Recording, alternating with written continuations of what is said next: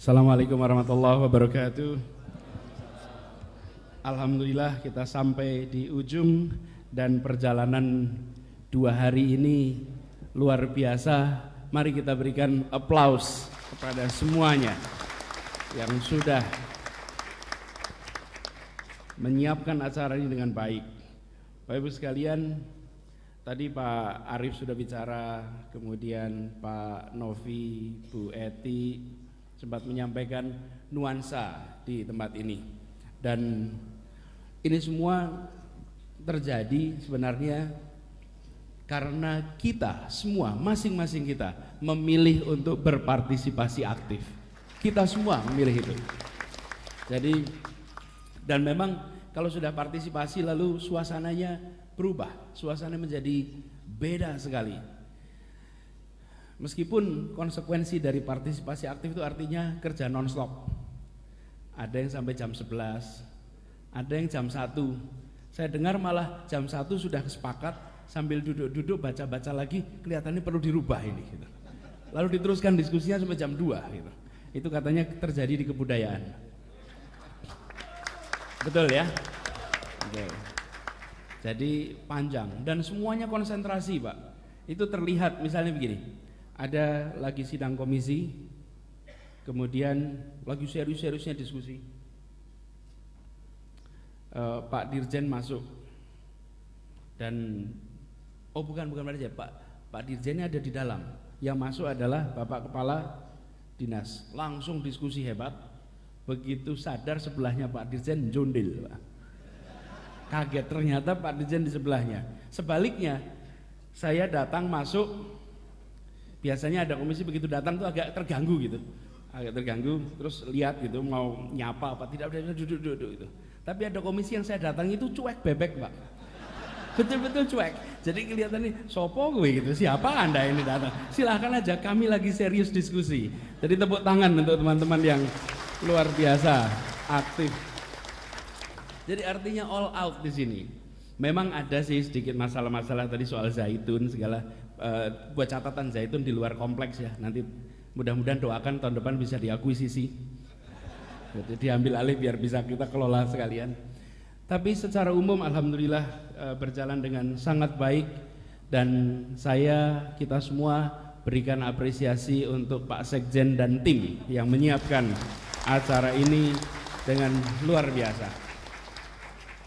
Direncanakan dengan baik dan alhamdulillah ini berjalan juga dengan baik. Lalu kita tak lupa harus berikan apresiasi pada narasumber-narasumber yang kemarin hadir menginspirasi kita semua. Dan Bapak Ibu sekalian, itu tadi Kak Arief kan cerita kita kok sempat kemarin sama Rene disuruh senyum mukanya ngumpul semua, lalu lidah menjulur, semua melakukan kan? Nah itu sore saya lihat rupanya pas lagi begitu kameranya banyak yang ke wajah saya, Pak. Jadi sekarang beredar itu, Pak, foto sedang menjulur dan sedang cemberut begitu, Pak. Waduh, ini mantap betul. 5 detik yang diabadikan, jadi 5 detik itu abadi, Pak. Dipikir saya kesetrum ini di acara ini. Lalu Bapak Ibu sekalian, kita lihat kemarin itu apa yang menarik? Ide baru, gagasan baru, tapi ini penting sekali, mengkombinasikan antara ide dengan kreativitas. Hasilnya powerful, dahsyat sekali. Kreativitas saja tidak diiringi dengan gagasan baru, maka kita suka. Tapi ide yang diiringi dengan kreativitas, maka itu mencerahkan. Maka itu membukakan perspektif dan membuat kita bisa menyaksikan dari sisi-sisi yang sebelumnya tak pernah terbayangkan. Dan ini sekalian kita alami selama 2 hari ini. Lalu kita juga perlu berikan apresiasi khusus untuk seluruh fasilitator yang memfasilitasi proses kita kemarin. Boleh para fasilitator di sini acungkan tangan, fasilitator yang ada di ruangan. Berdiri, Pak, berdiri. Nah, ini para fasilitator kita semua. Mereka baik yang dari internal kementerian maupun yang dari masyarakat. bekerja bersama memfasilitasi proses ini. Dan kita berada di ruangan ini 1.000 orang kira-kira. Di belakang sana banyak yang tak terlihat, yang masak. Tanpa mereka kita belum tentu bisa survive. Kita beri tepuk tangan untuk mereka yang masak. Dan yang masak ini siapa? Ibu-ibu Dharma Wanita Pusdiklat. Pak Bambang berdiri, Pak Bambang. Ini kepala Pusdiklat kita. Ini ibu-ibunya nih semua yang masak. Jadi masakannya enak kan? Enak. Jadi insya Allah nanti menunya ditingkatkan lah untuk tahun depan ya. Tapi enak udah, alhamdulillah. Kemudian juga saya ingin sampaikan apresiasi kepada teman-teman acara, protokol, tim penyiapan kegiatan, keamanan, lalu juga teman-teman logistik yang mengatur kendaraan sana sini. Mereka semua kerja di tempat yang sunyi, tapi tanpa mereka kegiatan ini tak berlangsung dengan baik. Sekali lagi kita berikan apresiasi untuk teman-teman yang bekerja di situ. Lalu juga kepada teman-teman media yang mengabarkan perubahan suasana ini kepada halayak di luar sana. Karena apa yang kita lakukan ini, this is not about us. Ini bukan tentang kita. Ini adalah tentang Indonesia. Ini adalah tentang mengubah bangsa Indonesia. Karena itu kita apresiasi sekali teman-teman media yang menggaungkan, menggandakan pesan-pesan yang bergulir di tempat ini. Dan ini kita betul-betul terima kasih. Tanpa mereka pesan-pesan itu tak bisa menjangkau seluruh Indonesia. Terima kasih untuk teman-teman semua. Kemudian juga saya ingin sampaikan apresiasi tim perumus. Tim perumus ini kerjanya panjang. Tadi sebagian sudah diwakili berbicara di depan. Rumusan-rumusan ini nanti insya Allah akan kita kompilasi dan kita jadikan rujukan untuk mengambil kebijakan-kebijakan ke depan. Lalu yang tidak kalah penting adalah gambar di depan ini. Semua tadi melihat ya gambar kreatif tadi. Semua lihat gambar kreatif itu. Gambar kreatif ini sebenarnya tahun lalu sudah dimulai, Kak Arif. Tetapi keterlibatannya terbatas. Kalau sekarang keterlibatannya dari awal. Dan saya ingin ceritakan sedikit. Ibu sekalian, kami berharap ini kita pakai di banyak tempat. Kami pun meniru, jadi jangan dianggap ini sebuah, jangan pernah khawatir meniru. Yang penting kita kutip tiruannya dari mana. Dikutip. Saya tahun lalu sampaikan, beberapa tahun yang lalu Pak, kira-kira 2008-2009, saya mengikuti World Economic Forum. Kalau World Economic Forum itu conference, maka di sepanjang ruangan itu notulensinya tidak ditulis, tapi digambar. Dan semua peserta setelah saya itu seperti kita, dipotretin. Tadi pada motretin kan di depan? Kita semua motretin. Saya bilang ini kita, begitu kita notulensi itu dituliskan tidak dalam bentuk tulisan, tapi dalam bentuk grafis visual yang indah, yang menarik, maka daya tempelnya di dalam memori kita ini akan luar biasa dan punya daya gaung yang besar. Dan alhamdulillah tahun ini kita ditopang oleh Mas Rendra dan kawan-kawan. Mana Mas Rendra dan kawan-kawan? Ah, itu di belakang tuh. Tangannya naik Mas Rendra. Nah ini, angkat tangannya Mas biar kelihatan. Nah itu dia. Yang pada pakai batik itu Mas Rendra dan kawan-kawan yang menggambar. Bagus bukan? Bagus. Karena itu teman-teman jangan khawatir untuk meniru. Saya juga katakan ini bukan inovasi kita. Kita melihat. Lalu jangan malu untuk kita tiru aja. Yang baik kita adopsi. Dan kalau kita kemana-mana selalu dalam pikiran kita, I am shopping for idea. Saya sedang belanja ide kemanapun, dan jangan malu ambil ide. Oh ide itu Bapak Ibu sekalian, ambil aja ide. Ide-ide bagus ambil. Kalau kita merasa sudahlah saya sudah hebat, saya tak perlu ide baru, selesai sudah perjalanan kita. Selalu posisikan mau belajar, mau ambil. Dan itu yang harus muncul di seluruh Indonesia. Dan saya ingin sampaikan terkait ini. Kenapa? Ini saya dengar dari Mas Rendra. Kenapa anak-anak kita justru lebih sering melihat pahlawan-pahlawan asing? Hero-heronya akhir-akhir ini gambar-gambarnya hero-hero asing. Kenapa bukan pahlawan-pahlawan nasional kita. Kenapa kok bukan mereka? Karena pahlawan-pahlawan kita ditampilkan sebagai gambar yang membosankan, nggak heroik, kurang gitu, nggak ada ekspresinya, bosan. Bapak Ibu sekalian nanti boleh lihat juga, namanya KDRI, Kementerian Desain Republik Indonesia. Kementerian Desain Republik Indonesia. Ini Bung Adit, dia membuat logo-logo didesain ulang supaya menarik. Karena logo kita itu di mana-mana logonya efektif sekali untuk membuat bosan. Betul-betul membosankan, tidak mencerahkan. Nah, Bung Rendra dan teman-temannya coba ditayangkan. Dia membuat gambar pahlawan-pahlawan kita dengan ilustrasi yang lebih menarik. Supaya tampilnya bukan sebagai wah biasa aja, menjadi sesuatu yang beda. Dan ini kan masalah imajinasi saja. Ingat kemarin kita bicara imajinasi, kita beri ruang imajinasi untuk tumbuh. Apa yang terjadi? Wih, luar biasa. Nanti Mas Rendra dan teman-temannya mengembangkan ini, dan berharap Ibu sekalian, saya ingin sekali Bapak Ibu sekalian beri ruang yang cukup kepada teman-teman di Dewan Kesenian di tiap daerah. Beri ruang yang cukup.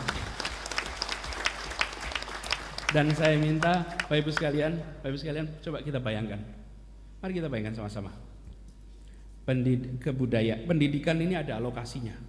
Tapi kebudayaan dan komponen dari kebudayaan itu bagian adalah kesenian, tidak kita kembangkan. Kita diamkan. Tidak usah kasih uang, tidak usah kasih sumber daya yang cukup, biar aja. Toh yang harus kita pertanggungjawabkan hari ini adalah alokasinya untuk pendidikan saja. Apa yang terjadi?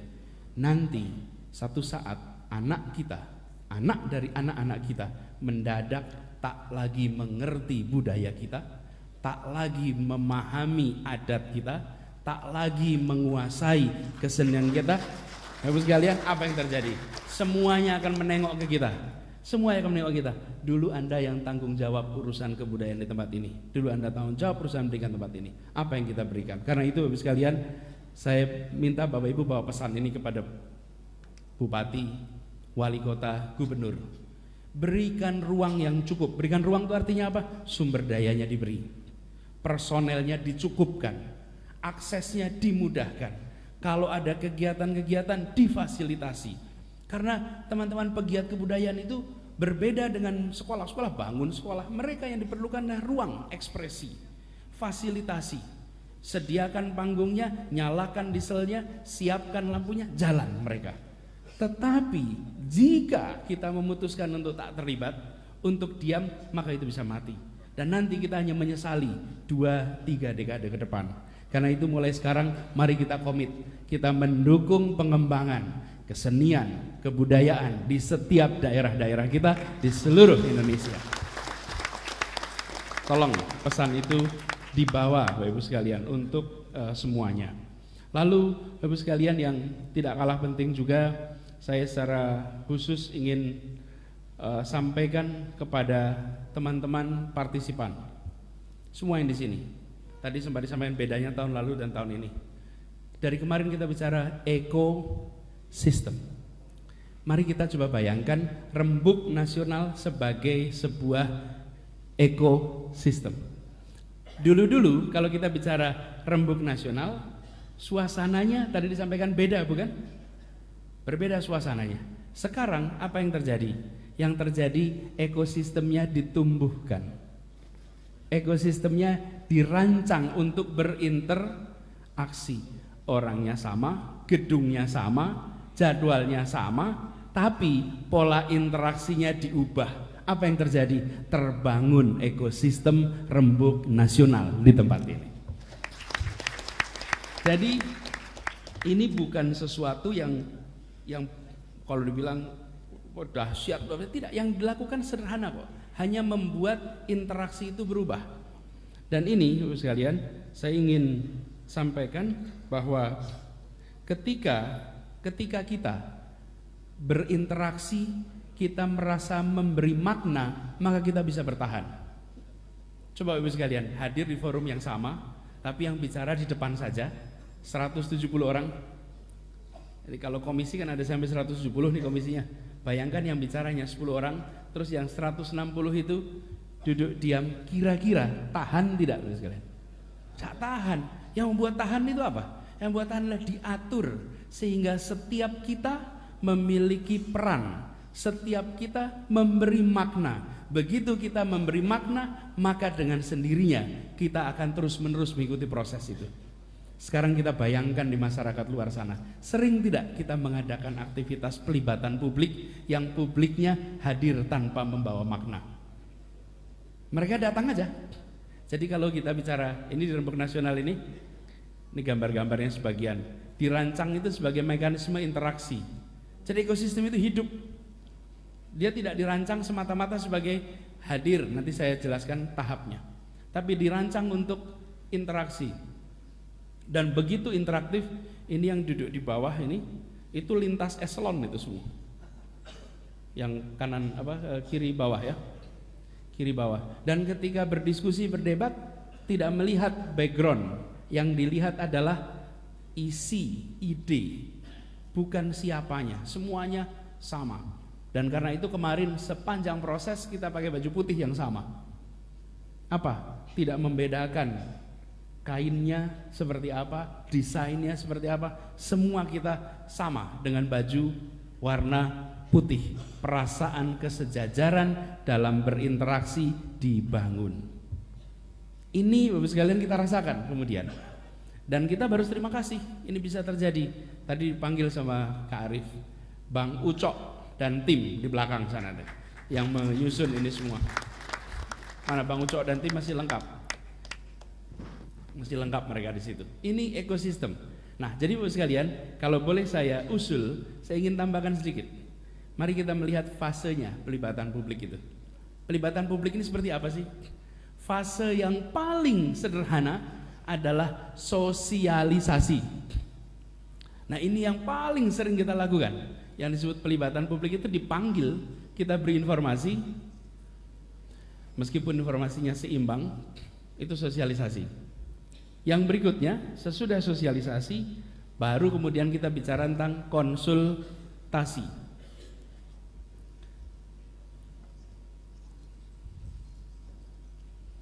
Ini kalau di foto bagus dari depan, Pak. Kameranya naik semua, Pak, ke atas. Gini, nanti filenya dikirim ya. Kan daftar pakai email kan? Filenya dikirim mau ya? Nanti filenya dikirim, lengkap. Konsultasi, lalu kerjasama, lalu kolaborasi. Bapak Ibu sekalian, kita menyaksikan hadir di forum di mana kita merasakan ini tak lebih dari sosialisasi. Lalu kita juga dari forum di mana kita melihat dari dekat bahwa ini adalah ya dibangun pola kerja sama. Tapi begitu kolaborasi, dahsyat efeknya. Dahsyat efeknya. Jadi Bapak Ibu sekalian, ini yang kita ingin lakukan sama-sama. Nanti ada pembedanya, Pak. Kalau sosialisasi itu sebenarnya keputusan sudah diambil. Sudah diambil. Ini tak lebih dari membangun kesadaran dan pemahaman. Dan publik tidak punya kesempatan untuk mempengaruhi. Jadi kalau kemarin Rembuk ini sebagai sosialisasi, Bapak Ibu hadir hanya mendengarkan dari kita, lalu Bapak Ibu tidak punya kesempatan untuk menyampaikan. Lah padahal unek-uneknya banyak sekali. Banyak sekali. Bapak Ibu kan juga bawa, kemarin juga begitu ada kesempatan dialog kan banyak sekali masalah yang muncul, bukan? Karena itu kita ingin arah ke depan yang dibangun di dalam pelibatan publik kita itu bisa sampai pada level kolaborasi. Kolaborasi. Dan masing-masing ada plus minusnya.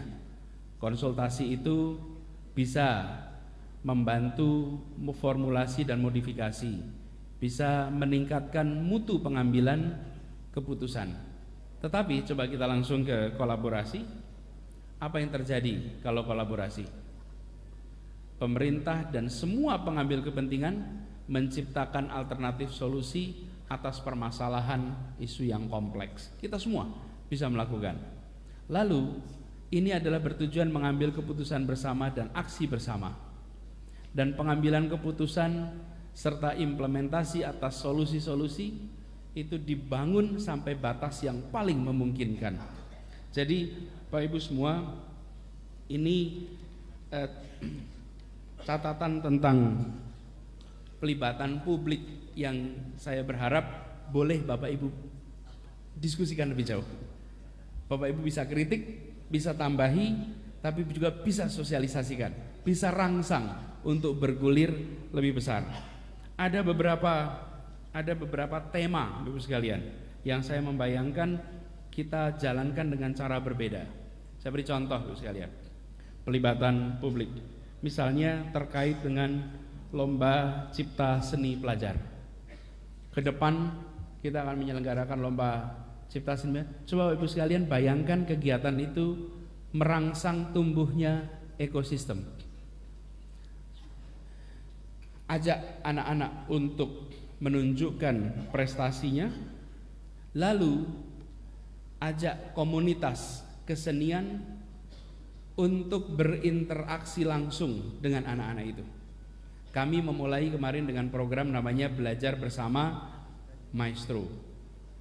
Kita ingin Ibu sekalian, kegiatan-kegiatan seperti ini itu bisa membangun kolaborasi. Dan nanti Bapak Ibu semua akan punya teman banyak sekali, partner banyak sekali. Contoh Bapak sekalian, ada program namanya kelas inspirasi. Mungkin di kota-kota kabupaten Bapak Ibu semua ada kelas inspirasi. Mereka itu stok profesional yang sudah siap membantu, tinggal dipanggil aja. Mereka akan pasti membantu. Dan kalau tidak salah sekarang ada lebih dari 300 kota yang di situ ada anak-anak muda yang mau datang ke sekolah-sekolah. Panggil mereka. Jadi ruang untuk kolaborasi itu sangat besar. Ini contoh kegiatan-kegiatan kelas-kelas inspirasi.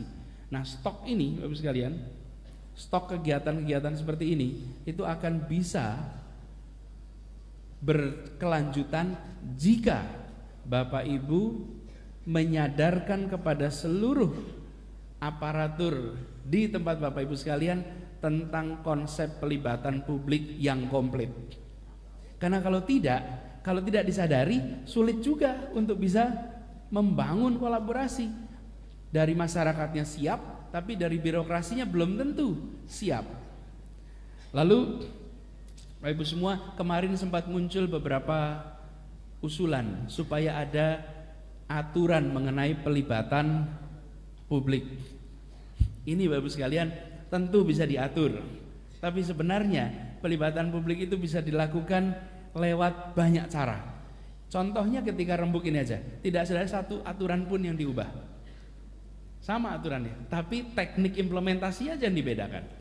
Langsung berubah.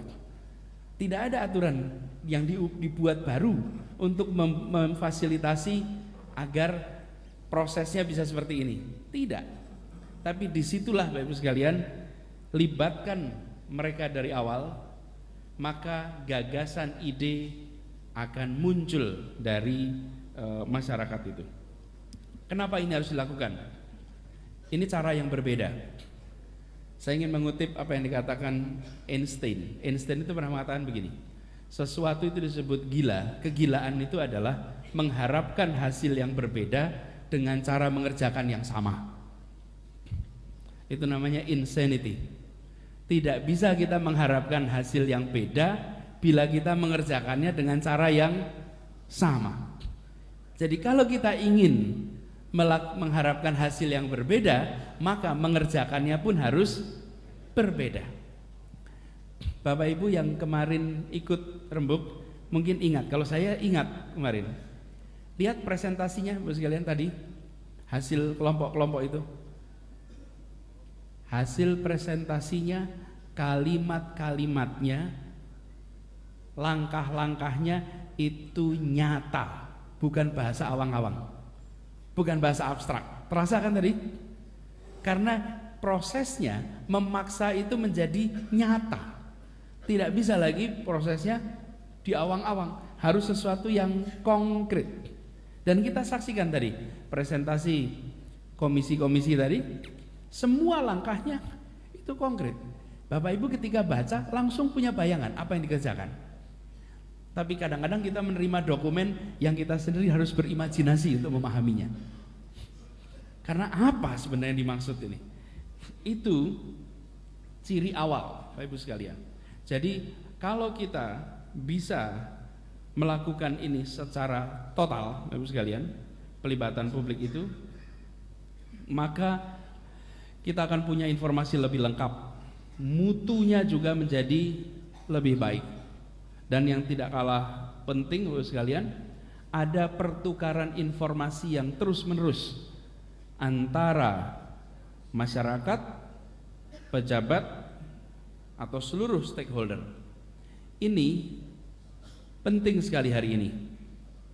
Kemudian ini juga membantu memperkuat institusi demokratis dan mengurangi sinisme, karena ada interaksi. Bapak sekalian, kalau informasi itu bisa dipertukarkan dengan baik, komunikasi berjalan, maka saling pemahaman itu mudah untuk bisa muncul. Lalu Bapak Ibu sekalian, ini adalah daftar-daftarnya. Saya akan ambil beberapa poin aja. Misalnya meningkatkan kredibilitas keputusan dan pengambil keputusan. Pengambil keputusannya kredibilitasnya lebih baik, termasuk keputusannya pun menjadi lebih kredibel jika prosesnya melibatkan publik. Nah, Bapak Ibu semua, tolong bebaskan diri dari persepsi bahwa yang namanya publik adalah LSM. Oke? Publik itu tidak hanya LSM. Publik itu adalah individu orang tua. Publik itu adalah perusahaan. Publik itu adalah akademisi. Publik itu ya publik luas. Jadi jangan membayangkan kalau publik berarti harus sebuah yayasan. Jangan. Bebaskan dari itu semua. Justru kalau teman-teman mengundang publik lebih luas, maka publik ini biasanya lebih mewakili aspirasi dan common sense. Common sense itu kuat sekali.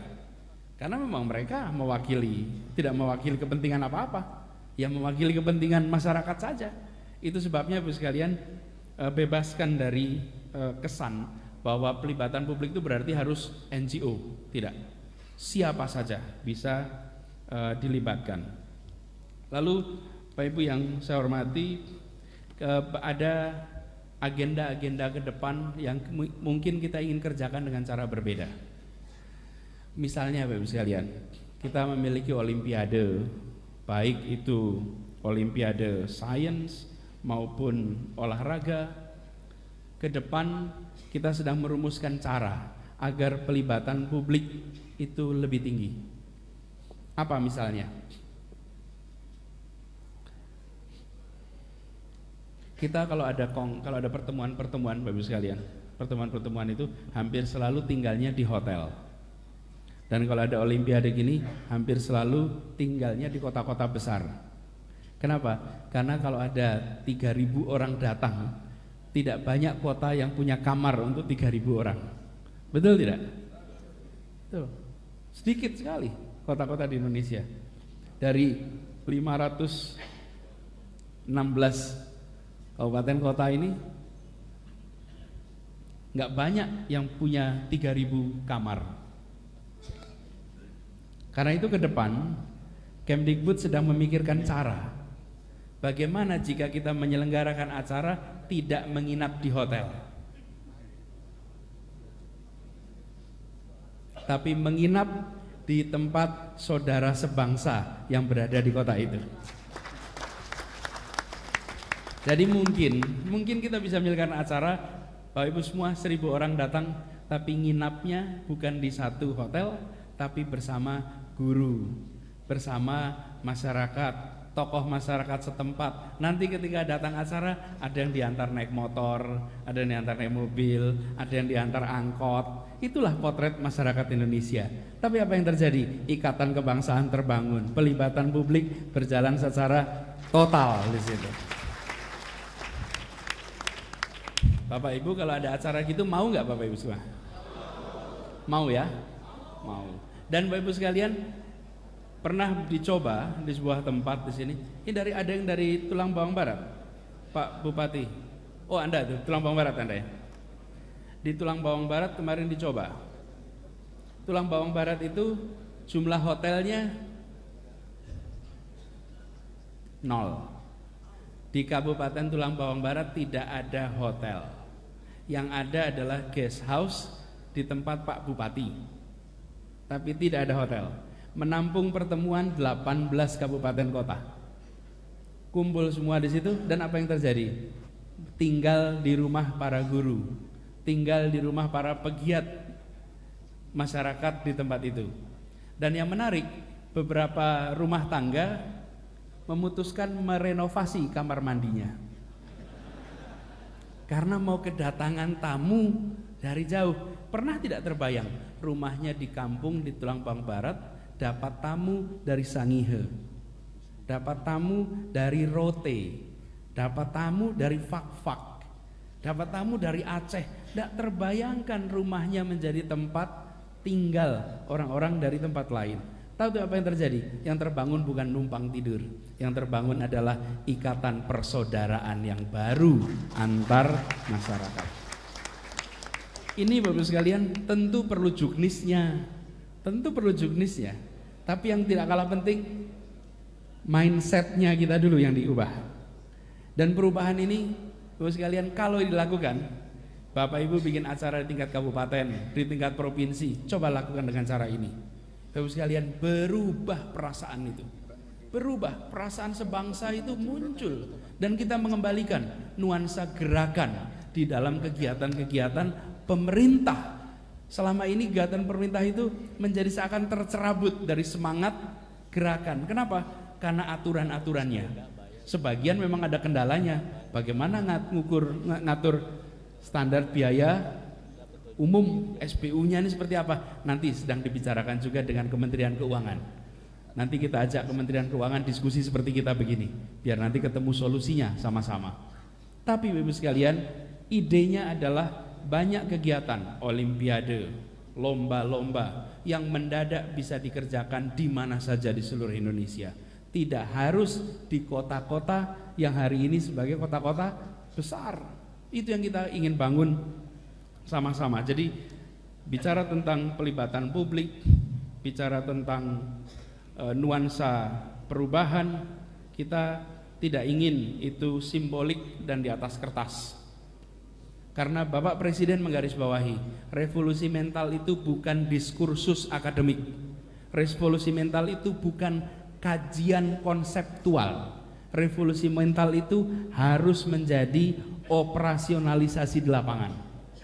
Jadi begitu bicara mengumpulkan masyarakat dengan pendekatan ini adalah salah satu contoh praktek dari sebuah revolusi mental. Jadi Bapak Ibu yang saya hormati, kita berharap nanti dari Rembuk Nasional ini akan ada hasilnya yang akan dikirimkan kepada Bapak Ibu semua secara tertulis. Tapi ada hasil tak tertulis yang banyak sekali. Hasil tak tertulis banyak sekali. Dan saya berharap, kalau boleh saya mengharapkan Bapak Ibu tolong tuliskan pengalaman Bapak Ibu. Singkat saja, tidak perlu menjadi tulisan panjang berhalaman-halaman. Tuliskan singkat, tuliskan dalam perjalanan pulang. Dari tempat ini kembali kampung halaman. Bapak Ibu nanti di perjalanan ada waktu, tolong tuliskan singkat. Dan tulisan itu untuk siapa? Bagikan di WA grupnya tempat Bapak Ibu bekerja. Sebarkan. Untuk apa? Kita ingin Bapak Ibu semua, perasaan bahwa mari kita berubah tidak berhenti di pelaku-pelaku Rembuk Nasional, tapi menular ke seluruh pelaku pendidikan dan kebudayaan di seluruh Indonesia. Tolong sebarkan. Dan menyebarkannya Bapak Ibu punya perspektif sendiri-sendiri, punya pengalaman sendiri-sendiri. Dan kalau ini kita lakukan, maka kita melakukan refleksi atas pengalaman 2 hari sambil membuat proyeksi ke masa depan. Karena kalau refleksi saja hanya bicara ke belakang, lalu begitu itu langsung proyeksi ke depan, langkah-langkah yang kita bisa lakukan sama-sama. Jadi Bapak Ibu sekalian, saya merasa bersyukur sekali dan bangga bisa menjadi bagian yang menyaksikan perubahan di dalam kita, menyusun rencana-rencana lewat Rembuk Nasional tahun 2016 kali ini. Saya benar-benar bersyukur, dan kerja keras kita insya Allah memberikan bekas yang panjang. Kemudian saya juga secara khusus Ibu sekalian ingin menyampaikan apresiasi